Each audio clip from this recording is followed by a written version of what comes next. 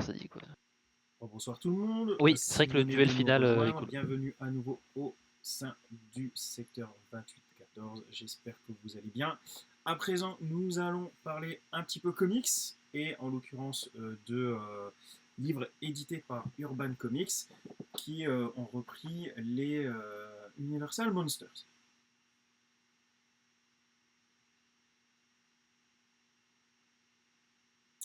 Alors déjà, les Universal Monsters, Kezako. En fait, c'est un...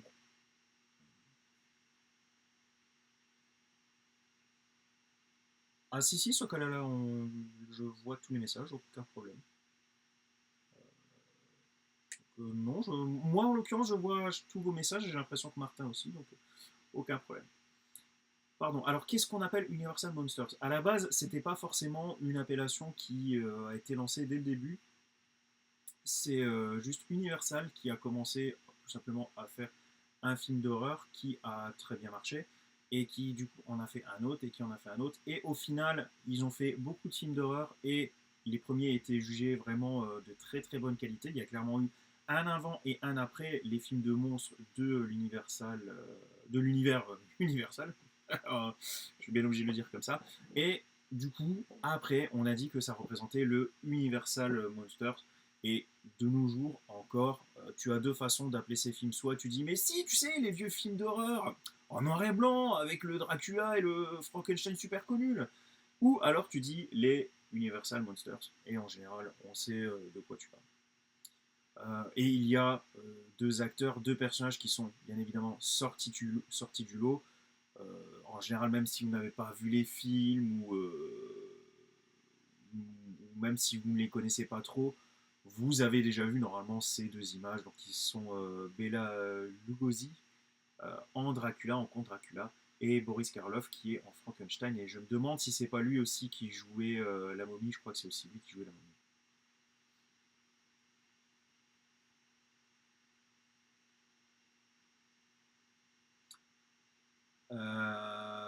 Donc du coup, les films en fait sont tirés de beaucoup de choses différentes. Hein. Pour Dracula, c'est tout simplement le roman de Bram Stoker. Mais pour La créature du lac, c'était tout simplement un film qui avait été mis en place comme ça par l'équipe d'Universal. Donc c'est pas forcément à chaque fois tiré d'un roman. Par contre, les versions d'Urban Comics sont plus ou moins tirées des films Universal. Donc déjà ça c'est le premier point, c'est-à-dire que ils ne reprennent pas les romans, enfin le média d'origine lorsqu'il y a un média différent de celui des films. Donc par exemple pour Dracula, il ne prend pas en compte le roman de Bram Stoker, mais vraiment du coup la version d'Universal. Bram Stoker, Braun Strowman, c'est un catcheur. Oh, Bram Stoker, la honte. Merci pour la correction, cher collègue. La honte. Pardon. Et donc, dans tous les cas, ce n'est pas une reprise vraiment du film. Hein. C'est alors pour Dracula, on s'en rapproche quand même. C'est une adaptation de l'adaptation. Par contre, pour l'autre, on a repris l'univers et on a été plus loin. Hein. On a repris l'idée générale et on a donné une autre histoire tout en modernisant un peu l'univers. Donc, du coup, ça peut plaire un peu à tout le monde. Vraiment à ceux qui apprécient les anciens films et à l'inverse, à ceux qui veulent voir quelque chose d'un peu différent.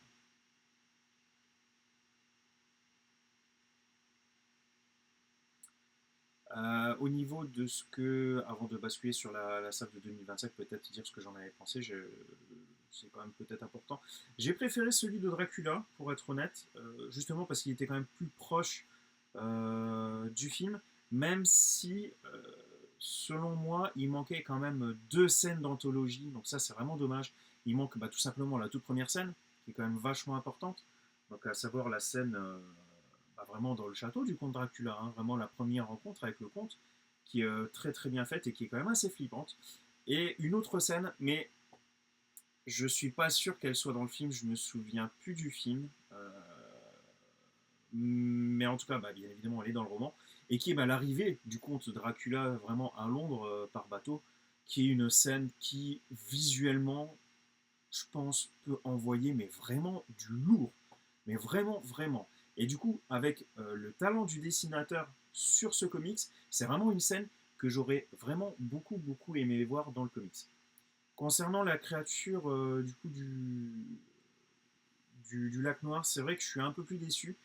Et c'est notamment dû aux dessinateurs et aux coloristes qui ont fait vraiment du très bon travail. Il y a vraiment de magnifiques couleurs, mais j'ai l'impression qu'ils se sont plus focalisés du coup sur la beauté générale de la planche, parce que c'est très beau, que sur l'ambiance en fait du comics.